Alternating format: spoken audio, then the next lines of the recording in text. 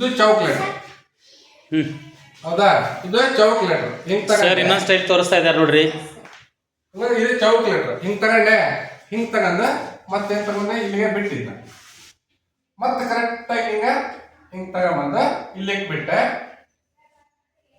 ಇಲ್ಲಿ ಕುಡಿಸಿದೆ. ಮತ್ತೆ ಇದು ತಗೊಂಬಂದ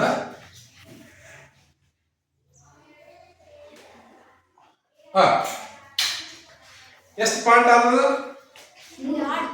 3 ಪಾಯಿಂಟ್ ಆತ. ಒಂದ್ ಅಕ್ಷರ ಇದು ಒಂದು ಪಾಯಿಂಟ್ ಆತು, ಇದು ಒಂದು ಪಾಯಿಂಟ್ ಆತು, ಇದು ಒಂದು ಪಾಯಿಂಟ್ ಆತು. ಹೌದಾ? ಆತಿಲ್ಲ? ಇದನ್ನ ನಾವು ಮತ್ತ ಅದೇ ರೀತಿ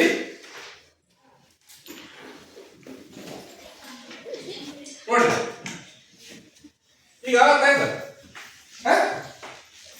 ಈಗ ರ ಬರೀತೇವೆ ನೋಡಿ, ರೌಂಡ್ ಲೆಟರ್ ರ ಬರೀತೇವೆ. ಸರ್ ಬರಿತಾ ಇದ್ದಾರೆ ನೋಡ್ರಿ. ರೌಂಡ್ ಲೆಟರ್ ರ ಅಲ್ಲಿ ನೋಡ್ಕೊಳ್ರಿ, ಬೇಗ ನೋಡ್ಕೊಳ್ರಿ. ಸರ್ ಇದು ಮಾಡ್ತಾ ಇದಾರೆ, ಇಷ್ಟು ಬರ್ತದೆ ರೌಂಡ್ ಲೆಟರ್ ರ ಬರಿತಾ ಇದ್ದಾರೆ ಈಗ. ಗೊತ್ತಾಯ್ತಾ?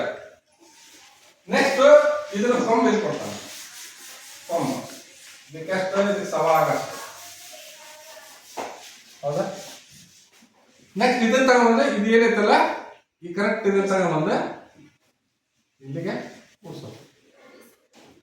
ಅರ ಅದಲ್ಲ ಏನಾಗ್ತದ? ಅರ ರ ಬರೀರಿ ಸರ್. ರ ಬರೀರಿ ತೋರಿಸಿದ್ರೆ ನಿಮ್ಗೆ. ಮೊದಲೇ ಫುಲ್ ರೌಂಡ್ ಮಾಡ್ಕೊಳ್ಳಿಲ್ಲ ಪೂರ್ವಿ ಅವರು.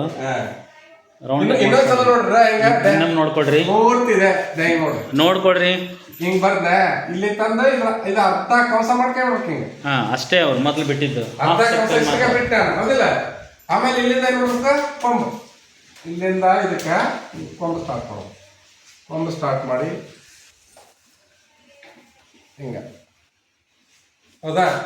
ಆಮೇಲೆ ಇದೈತದ, ಮತ್ತೆ ಇಲ್ಲಿಂದ ಕರೆಕ್ಟಾಗಿ ಇದಕ್ಕೆ ಕಂಸ ಅರ್ಧ ತಂದು ಇಲ್ಲಿ ಕೂಡ್ಸ್ಬಿಟ್ಲಿ. ಏನಾಗ್ತದ? ರ. ಹೌದಾ? ಈ ಸ್ಟೈಲಲ್ಲಿ ಹೆಂಗ್ ಬರೀಬೋದ್ರಾಗ ನೋಡ್ರಿ, ಬಾಕ್ಸ್ ಟೈಪಲ್ಲಿ. ಇದು ಸ್ಟ್ರೈಟ್ ಹೆಂಗೆ ಹಾಕೊಂಡ್ರಿ, ಲೈನ್ ಸ್ಟ್ರೈಟ್ ಹಾಕೊಂಡ್ರಿ. ನೆಕ್ಸ್ಟ್ ಇಲ್ಲಿ ಹಿಂಗೆ ತಗೊಂಡು ಸ್ವಲ್ಪ ಹೆಂಗೆ ಕರ್ವ್ ಮಾಡ್ಕೊಂಡ ಇಲ್ಲಿಗೆ ಬಿಟ್ಟಿವಿ. ಮತ್ತ ಇಲ್ಲಿಂದ ತಗೊಂಡು ಇಲ್ಲಿಂದ ತಗೊಂಡ ಹಿಂಗೆ ತಂದು ಇಲ್ಲಿಗೆ ಕೂಡಿಸ್ಬೇಕು. ಇದು ಒಂದು ಪಾರ್ಟ್. ಅಲ್ಲ ಒಂದು ಇದು ಹೆಂಗ, ಇದು ಅಷ್ಟೇ ಹಿಂಗೆ ಸ್ಟ್ರೈಟ್ ಕರೆಕ್ಟ್ ಹಿಂಗೆ ಹಾಕೊಂಡ ಇದು ಸ್ವಲ್ಪ ಹಿಂಗೆ ಬೆಂಡ್ ಮಾಡ್ಬೇಕು. ಮತ್ತ ಇದು ತಂದ ಕರೆಕ್ಟಾಗಿ ಇಷ್ಟು ಬಿಟ್ಟು ಇಲ್ಲಿಂದ ಹಿಂಗೆ ಮಾಡಿ ನೆಕ್ಸ್ಟ್ ಕರೆಕ್ಟಾಗಿ ಹಿಂಗೆ ತಂದು ಇಲ್ಲಿಗೆ ಕೂಡಿಸ್ಬೇಕು. ಅರ ಅರ ಎಷ್ಟು ಪಾರ್ಟ್ ಆಗ್ತದ? ಹೌದಲ್ಲ? 4 ಪಾರ್ಟ್ ಆಗ್ತಾ. ಇದು ಒಂದು ಸ್ಟೈಲ್, ಇದು ಒಂದು ಸ್ಟೈಲ್, ಇದು ಒಂದು ಸ್ಟೈಲ್. ಈಗ ಇನ್ನೊಂದು ಬರೀತೇವೆ, ಮ ಬರೀತೇವೆ ನೋಡಿ. ಮ ನೋಡ್ಕೊಡ್ರಿ, ಮ ಬರಿತಾ ಇದ್ದಾರೆ ಸರ್. ಏನ್ರಿ ಮ ಹೆಂಗ್ ಬರೋದ? ಇದು ರೌಂಡ್ ಲೆಟರ್ ಮ. ಅದಿಲ್ಲ, ಇಲ್ಲಿ ಬಿಟ್ಟೆ, ಇಲ್ಲಿ ಬಿಟ್ಟೆ.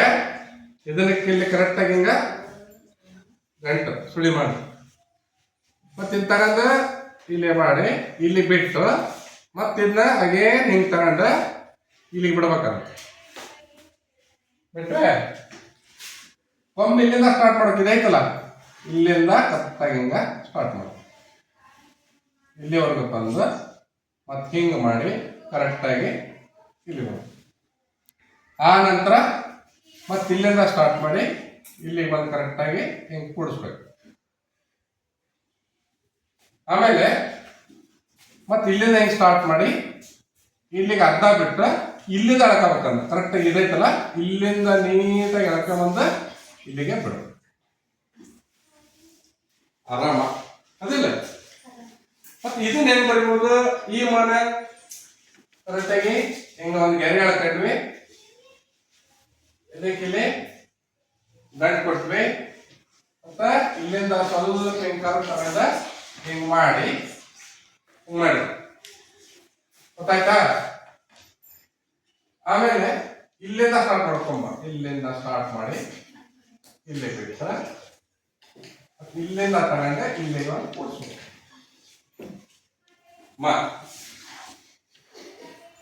ಗೊತ್ತಾಯ್ತಲ್ಲ ಏನಿದೆ ವಾ. ಈಗ ಇಲ್ಲಿಂದ ತಗೊಂಡ ಇಷ್ಟಕ್ಕೆ ಮಾಡಿ ಇದನ್ನ ಇಲ್ಲಿಂದ ಅಳ್ಕೊಂಬ, ಇಲ್ಲಿಂದ ಅಳ್ಕೊಂಬಂದ ಕರೆಕ್ಟ್ ಬಂದು ಇಲ್ಲಿಗೆ ಕೂಡಿಸು. ಏನಾಗ್ತದೆ ಮಾ. ಈ ಮಾ ಹೆಂಗ್ ಬರೀಬೇಕು ಕರೆಕ್ಟ್ ಆಗಿ ತಗೊಂಡ ಇದು ಸ್ವಲ್ಪ ಇಲ್ಲಿ ಒಂದು ಗಂಟು ಮಾಡಿ ಇಲ್ಲಿಂದ ಹಿಂಗ್ ಮಾಡಿ ಇದಕ್ಕೆ ಮತ್ತೆ ಕೈ ಎತ್ತಿ ಇಲ್ಲಿ ತಂದ್ಬಿಡ್ಬೇಕು. ಇಲ್ಲಿ ತಂದ್ಬಿಟ್ಟು ಕೊಂಬ್ ಇಲ್ಲಿಂದ ಸ್ಟಾರ್ಟ್ ಮಾಡ್ಬೇಕು. ಇಲ್ಲಿಂದ ಸ್ಟಾರ್ಟ್ ಮಾಡಿ ಇದೆಲ್ಲಿ ಇರ್ತದಲ್ಲ ಅಲ್ಲಿ ಬಿಡ್ಬೇಕು. ಆಮೇಲೆ ಈ ಕೊಂಬನ್ನ ಕರೆಕ್ಟಾಗಿ ಹಿಂಗೆ ತಂದು ಇಲ್ಲಿ ಕೂಡಿಸಿ ಮತ್ತು ಇಲ್ಲಿಗಿಂದ ಸ್ಟಾರ್ಟ್ ಮಾಡಿ ಇಲ್ಲಿ ಬಂದು ಇದು ವಾಕು. ಈಗ ಮತ್ತೆ ಮಾನ ಇಲ್ಲಿ ಹಿಂಗೆ ಮಾಡಿ ಇಲ್ಲಿ ಕಟ್ಬಿಟ್ಟು ಮತ್ತೆ ಇಲ್ಲಿಂದ ಸ್ಟಾರ್ಟ್ ಮಾಡ್ಬೇಕು. ಇಲ್ಲಿಂದ ಸ್ಟಾರ್ಟ್ ಮಾಡಿ ಕರೆಕ್ಟಾಗಿ ಹಿಂಗೆ ತಂದು ಅದಿಲ್ಲ. ಅರ್ಥ ಆಯ್ತಾ? ಎಷ್ಟು ಪಾಯಿಂಟ್ ಆಗ್ತದೆ? 3 ಪಾಯಿಂಟ್ ಹೋದಿಲ್ಲ. ನೆಕ್ಸ್ಟ್ ಈಗ ಒಂದು ನೇಮ್ ಮಾಡೋಣ. ಅರಮನೆ ಅಂತ ಬರೆಯೋದು ಏನಂದ್ರೆ ಅರಮನೆ ಬರೆದು ಬಿಡೋಣ. ಆಯ್ತಾರೆ ಅರಮನೆ ನೋಡಿರಿ ನೀವೆಲ್ಲ? ಓನೇ ನೋಡಿರಿ. ನೀವು ಚಂದಾಗ ಓದಿ ಒಂದು ಅರಮನೆ ಕಟ್ಸ್ಬೇಕು. ಚಂದಾಗ ಓದಿ ನೌಕರಿ ತಗೊಂಡ ದೊಡ್ಡ ಸಾಹೇಬ್ರಾಗಿ ಒಂದು ಅರಮನೆ ಕಟ್ಸ್ಬೇಕು. ನೋಡ್ರಿ ಈಗ ರೌಂಡ್ ಸೆಂಟರ್ ಹೆಂಗ್ ಬರ್ತೇವೆ ನೋಡ್ರಿ. ಹೆಂಗ್ ತಗೊಂಡ್ವಿ ಇಲ್ಲಿ ಬಿಟ್ವಿ, ಇಲ್ಲಿವರೆಗೆ ತಂದು ಬಿಟ್ಟು ಹೌದಾ? ನೋಡಿಲಿ ಈ ಕಡೆ ಇಷ್ಟೊತ್ತು ಬಂದು ಮತ್ತೆ ಇಲ್ಲಿಂದ ಸ್ಟಾರ್ಟ್ ಮಾಡೋದು. ಇಲ್ಲಿಂದ ಸ್ಟಾರ್ಟ್ ಮಾಡಿ ಈಗ ತಂದ ಇಲ್ಲಿ ತಂದು ಬಿಡ್ಬೇಕಾದ್ರೆ ಇಲ್ಲಿ ತಂದ್ಬಿಟ್ರೆ ಆಮೇಲೆ ಕೊಂಬ್ ಇಲ್ಲಿಂದ ಸ್ಟಾರ್ಟ್ ಮಾಡ್ತಾರೆ. ಇಲ್ಲಿಂದ ಸ್ಟಾರ್ಟ್ ಮಾಡಿ ಇಲ್ಲಿ ತಂದ್ರ ಬಿಟ್ಟು ಆಮೇಲೆ ಮ್ಯಾಲಿಂದ ಹಿಂಗ ಇದಕ್ಕೆ ಏತೋ ಬರ್ಬೇಕಲ್ಲ, ಏತೋ ತಗೊಂಡ ಹಿಂಗ ಆಮೇಲೆ ಮತ್ತೆ ಇಲ್ಲಿಂದ ಹಚ್ಚಿ ಕರೆಕ್ಟ್ ಆಗಿ ಇಲ್ಲಿ ತಂದು ಏನಾಯ್ತು ಕದ ಏನಾಯ್ತಾ? ಆರಾಮ ಹೌದಾ? ಮತ್ತೆ ಈಗ ಹೆಂಗ್ ಬರೆಯೋದ? ಕರೆಕ್ಟ್ ಇಂದ ಒಂದು ಸ್ಟ್ರೈಟ್ ಆಗಿ ಲೈನ್ ಹಾಕಬೇಕು. ಮತ್ತೆ ಇಲ್ಲಿಂದ ಹೆಂಗ್ ತಗೊಂಡ ಹಿಂಗ್ ಮಾಡಿ ಇಲ್ಲಿ ಬಿಡ್ಬೇಕು. ಇಲ್ಲಿ ಬಿಟ್ರ ಇಲ್ಲಿಂದ ಕೊಂಬ್ ಸ್ಟಾರ್ಟ್ ಮಾಡ್ಬೇಕು. ಇಲ್ಲಿಂದ ಕೊಂಬ್ ಸ್ಟಾರ್ಟ್ ಮಾಡಿ ಇಲ್ಲಿ ಬಿಟ್ಟು ಮತ್ತೆ ಮ್ಯಾಗ್ ಇಲ್ಲಿಂದ ಕರೆಕ್ಟ್ ಆಗಿ ಕೊಟ್ಟು ಇಲ್ಲಿಂದ ಕರೆಕ್ಟ್ ಆಗಿ ಇಲ್ಲಿ ಬಿಡೋದು. ಆರಾಮ ಹೌದಾ? ನೆಕ್ಸ್ಟ್ ಈ ನೇಮ್ ಹೆಂಗ ಕರೆಕ್ಟ್ ಇದನ್ನ ಹಂಗೆ ಬರೀಬೇಕು. ಸ್ಟ್ರೈಟ್ ಆಗಿ ಹೆಂಗಂದ್ರೆ ಇಲ್ಲಿ ಬಿಟ್ಟು ಮತ್ತೆ ಇಲ್ಲಿಂದ ಸ್ಟಾರ್ಟ್ ಮಾಡಿ ಕರೆಕ್ಟ್ ಆಗಿ ಹಿಂಗೆ ಬಿಡ್ಬೇಕು. ಹಿಂಗೆ ದೊಡ್ಡದಾಗಬಾರ್ದಿದೆ ನೋಡಿ, ಎಲ್ಲರೂ ದೊಡ್ಡದಾಗೈತೆ ಸರ್. ಅರ್ಥ ಆಯ್ತಾ? ಹೆಂಗಾಯ್ತು? ಹೆಂಗಾದ್ರು ಈ ತರ ನೀವು ಅಕ್ಷರಗಳನ್ನ ಬರವಣಿಗೆ ಮಾಡೋದು ಕಲಿಬೇಕು. ಮತ್ತೆ ಇನ್ನೂ ಅಷ್ಟಾಗಿ ತಿಂಕು ಬರಬಹುದು. ಹೆಂಗ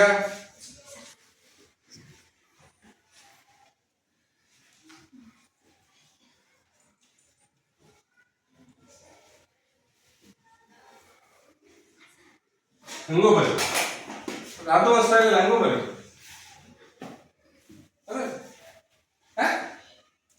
ಹಂಗೂ ಬರೀಬೋದಾ? ನೀವು ಯಾವ ಸ್ಟೈಲ್ ಬೇಕಾದ್ರೂ ಕೂಡ ಬರಬೇಕು. ಮತ್ತೆ ನೀವು ಇದಕ್ಕೆ ಏನ್ ಮಾಡ್ಬೋದು? ಶೇಡ್ ಕೊಡ್ಬೋದು.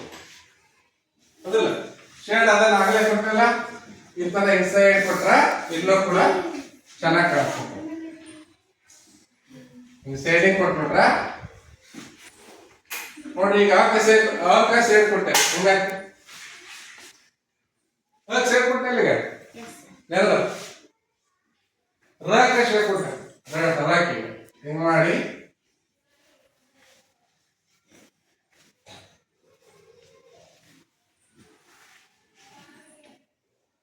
ರಾಕ್ ಶೇಡ್ ಕೊಟ್ಟೆ.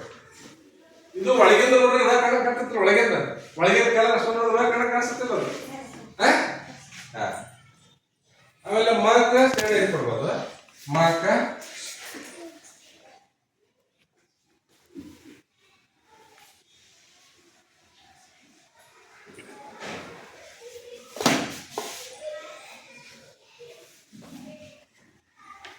ಮಕ ಸೈಡ್ ಕೊಡು ಮಗ ಗಣಕತ್ತಂದ್ರೆ ಒಳಗಿನ ಅಕ್ಷರ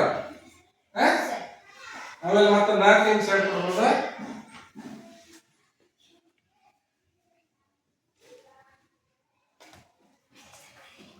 ಸೈಡ್ ಕೊಡ್ತಾ ಕರೆಕ್ಟ್ ಆಗಿ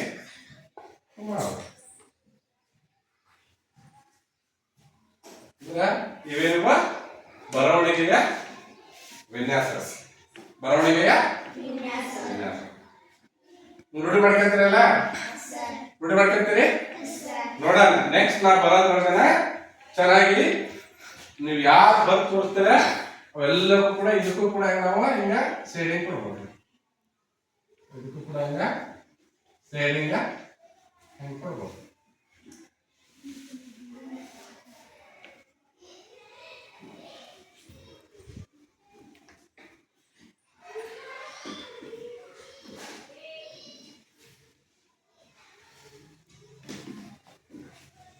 ಸರಿ ಕೊಡ್ಬೋದು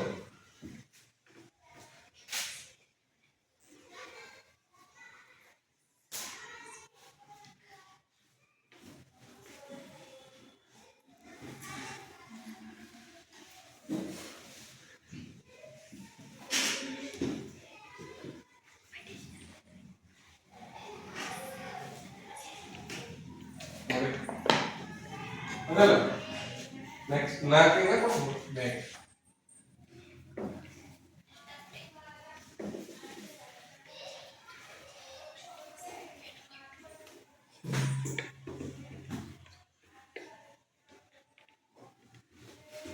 ಸರಿ ಆಯ್ತಾ ಚೆನ್ನಾಗಿ ಕಾಣಿಸ್ತದ ನೋಡ್ರಿ ನೀವು ಯಾರು ಬರ್ದು ಹಿಂಗೆ ಚಂದಾಗಿ ಮಾಡಿಕೊಟ್ರ ಅದು ಎಷ್ಟು ಚಂದ ಬರ್ದ ಎಷ್ಟು ಚಂದ ಬರ್ದ ಅನ್ನೋದು ನಿಮ್ಮನ್ನ ಮತ್ತಷ್ಟು ನಿಮ್ಮನ್ನ ಇಷ್ಟಪಡ್ತಾರೆ ಬೇರೆಯವರು ಎಲ್ಲಿ ಉಪಯೋಗ ಸರ್ ಇದನ್ನ ಎಲ್ಲಿ ಉಪಯೋಗ ಮಾಡ್ಬೋದು ಅವರು ನೀವು ಎಲ್ಲಿ ಉಪಯೋಗ ಮಾಡ್ಬೋದು ಇವನ್ನೆಲ್ಲ ಇಂಥವೆಲ್ಲ ಬರ್ದು ಎಲ್ಲಿ ಉಪಯೋಗ ಮಾಡ್ಬೋದು ಏನಾದ್ರೂ ಕಾರ್ಯಕ್ರಮ ಇರ್ತದೆ ನಿಮ್ಮ ಶಾಲೆ ಒಳಗೆ ಆಗಸ್ಟ್ 15 ಬರ್ತದೆ ರಾಷ್ಟ್ರೀಯ ಹಬ್ಬ ಬರ್ತಾವಲ್ಲ ಆಮೇಲೆ ಪ್ರಜಾರಾಜ್ಯ ದಿನಾಚರಣೆ ಬರ್ತೈತಿ ಆಮೇಲೆ ಕರ್ನಾಟಕ ರಾಜ್ಯೋತ್ಸವ ಬರ್ತೈತಿ ಹೌದಿಲ್ಲ ಆಮೇಲೆ ಸರಸ್ವತಿ ಪೂಜಾ ಅಂತ ಬರ್ತೈತಿ ವಾರ್ಷಿಕ ಸ್ನೇಹ ಸಮ್ಮೇಳನ ಅಂತ ಬರ್ತೈತಿ ನೀವು ತರಗತಿ ಲೀಡರ್ ಹೋಗ್ತಿರಲ್ಲ ಸಂಭ್ರಮ ಶನಿವಾರ ಅಂತ ಬರ್ತೈತಿ ಆಮೇಲೆ ಮತ್ತ ಸುಚೇತನ ಕಾರ್ಯಕ್ರಮ ಅಂತ ಬರ್ತೈತಿ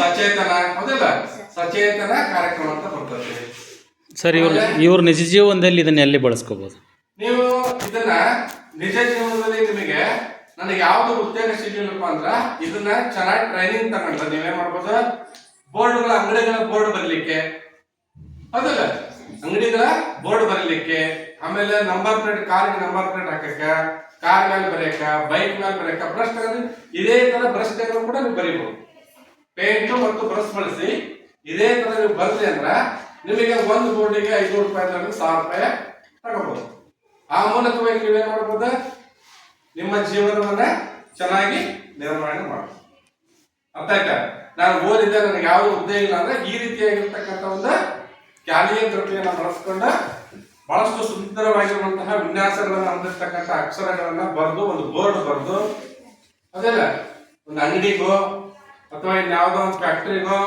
ಒಂದು ಶಾಲೆಗೋ ನಮ್ಮ ಶಾಲೆ ಪೇಂಟ್ ಮಾಡಕ್ ಬರ್ತಾರಲ್ಲ ಅವ್ರು ಬರೀತಾರಲ್ಲ ಮತ್ತೆ ಅವ್ರ ಶಿಕ್ಷಣ ಬರ್ಬೇಕಾರ ಹಂಗ ಬರ್ಬೇಕಾರ ಇಲ್ಲ ಅವ್ರಿಗೆ ನಾವ್ ಏನಾದ್ರೂ ಸಂಭಾವನೆ ಕೊಡ್ಬೇಕಲ್ಲ ಅವ್ರಿಗೆ 1000 2000 3000 ಅದರ ಒಂದು ವ್ಯಾಪ್ತಿ ಎಷ್ಟಿದೆ ಆ ಒಂದು ಕ್ಷೇತ್ರ ಎಷ್ಟಿದೆ ನೋಡಿ ಅದಕ್ಕೆ ತಕ್ಕಂಗೆ ಅವ್ರು ಏನ್ ಮಾಡ್ತಾರ ರೇಟ್ ಅನ್ನ ಫಿಕ್ಸ್ ಮಾಡ್ತಾರೆ ಅರ್ಥ ಆಯ್ತಲ್ಲ ಇದು ಜೀವನವನ್ನ ಸುಲಭವಾಗಿ ನಿರ್ವಹಣೆ ಮಾಡ್ಲಿಕ್ಕೆ ಇರ್ತಕ್ಕಂತಹ ಏನು ವೃತ್ತಿ ಕೌಶಲಗಳು ಜೀವನವನ್ನ ಸುಲಭವಾಗಿ ನಿರ್ವಹಣೆ ಮಾಡಲಿಕ್ಕೆ ಏನು ಬೇಕಾಗಿರುವಂತಹ ವೃತ್ತಿ ಕೌಶಲಗಳು ಅರ್ಥ ಆಯ್ತಲ್ಲ ಓಕೆ ಖುಷಿ ಆಯ್ತಾ ನೋಡಿ ಖುಷಿ ಆಯ್ತಾ ನೀವೆಲ್ಲ ಇನ್ನೂ ಕೂಡ ಚೆನ್ನಾಗಿ ಬರೀಬಹುದು ಇನ್ನೂ ಕೂಡ ಚೆನ್ನಾಗಿ ಬರೀಬಹುದು ನೀವೆಲ್ಲ ಮನ್ಸು ಮಾಡಿದ್ರೆ ಪ್ರಾಕ್ಟೀಸ್ ಮಾಡ್ಕೊಂತ ಯಾವಾಗಿದ್ದು ಬರೀ ಯುದ್ಧ ಮಾಡ್ಕೊಂತ ಕುತ್ಕೊಳ್ಳೋದಲ್ಲ ಏನೇನ್ರಿ ಬರೀ ಇದನ್ನ ಮಾಡ್ಕೊಂತ ಕುತ್ಕೊಳ್ಳೋದಲ್ಲ, ನೀವು ನಿಮಗೆ ಓದಿ ಲೆಕ್ಕ ಮಾಡಿ ಸ್ವಲ್ಪ ಬೇಸರ ಆಗಿರ್ತೈತೆ ಅಂತ ಹೊತ್ತಿಗೆ ಇಂಥ ಮಾಡು. ಇದಕ್ಕೆ ಮತ್ತೆ ನಾನು ಸ್ವಲ್ಪ ಏನಾರು ಮಾಡಿ ಡಿಸೈನ್ ಇದಕ್ಕೆ ಮಾಡಿ ಸ್ವಲ್ಪ ಮಾಡಿದೆ ಅಂತಂದ್ರೆ ಒಂದು ಹೂವು ತೆಗೆದು ಡಿಸೈನ್ ಮಾಡ್ಬೋದು. ಹೌದಿಲ್ಲ? ಡಿಸೈನ್ ಹಿಂಗ್ ಮಾಡಿ ಮತ್ತೆ ಕರೆಕ್ಟ್ ಹಿಂಗ್ ತಗೊಂಡು, ಹೌದಿಲ್ಲ, ಒಂದು ಹೂವನ್ನ ಬಿಡಿಸ್ಬೋದು ಹಿಂಗೆ. ಹೌದಾ? ನೋಡ್ರಿ ಎಷ್ಟು ಚೆನ್ನಾಗಿರುತ್ತೆ.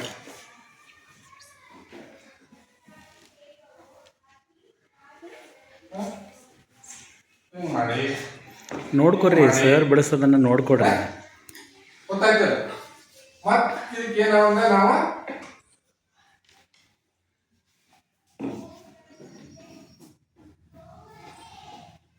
ಏನೋ ಒಂದು ಮಾಡಿ ಡಿಸೈನ್ ಮಾಡಿ,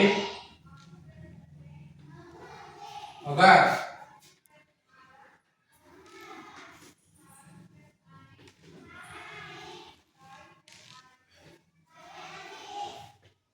ಚೆನ್ನಾಗತ್ತೀಗ?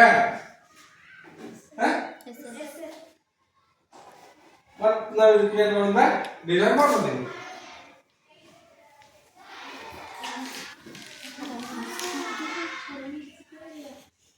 ಮಾಡಲ್ಲ, ನೋಡಾಕ ಚಂದ ಕಾಣಿಸುತ್ತೆ. ಶೇಡಿಂಗ್ ಮಾಡ್ತಿದ್ದಾರೆ ನೋಡ್ರಿ ಸರ್. ಹೌದಾ? ಸರ್ ಶೇಡಿಂಗ್ ಮಾಡ್ತಿರೋದನ್ನ ನೋಡ್ಕೊಡ್ರಿ, ಎಲ್ಲಿ ಶೇಡಿಂಗ್ ಮಾಡ್ತಾ ಇದ್ದಾರೆ ಅಂತ ಹೇಳಿ. ಮತ್ತೆ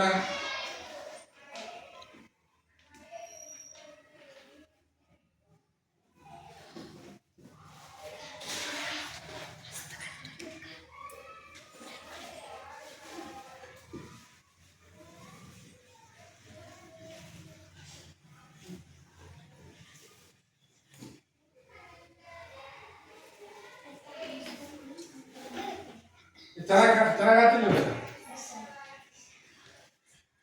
ನೋಡಕ್ ಚೆನ್ನಾಗತ್ತ. ನೋಡ್ರಿ ಅಷ್ಟಕ್ಕೆ ಎಷ್ಟು ಚೆನ್ನಾಗತ್ತೇವೆ.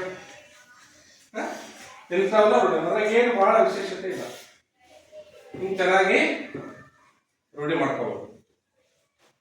ಅರ್ಥ ಆಯ್ತಾ?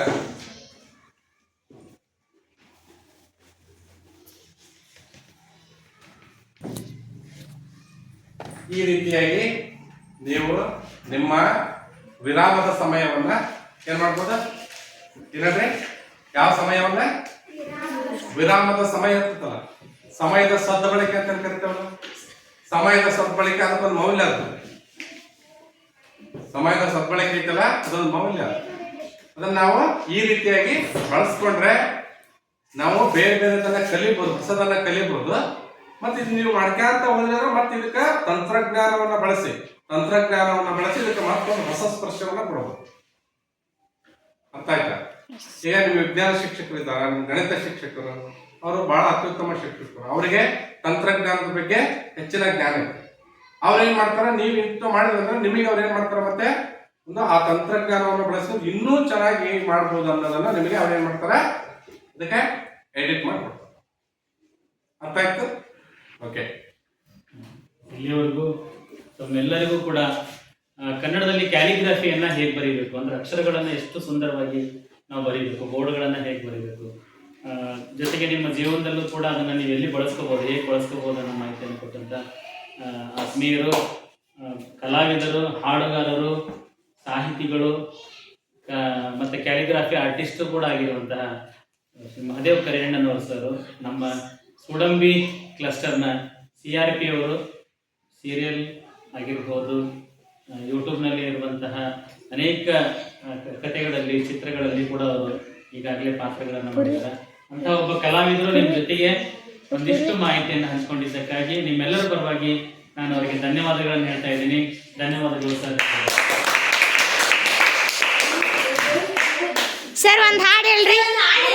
ಓ, ಹಾಡು ಹೇಳಕ್ ಬಂದ್ಬಿಟ್ರೆ ಆಗ್ಲೇ. ಸರ್ ಹೇಳ್ರಿ ಸರ್, ಪ್ಲೀಸ್ ಹೇಳ್ರಿ. ಕುತ್ಕೊಳ್ಳಿ. ಸರ್ ಯಾವ ಜನಪದ ಗೀತೆ ಹೇಳ್ಬೇಕು, ಭಾವಗೀತೆ ಹೇಳ್ಬೇಕು, ಭಕ್ತಿ ಗೀತೆ ಹೇಳ್ಬೇಕು?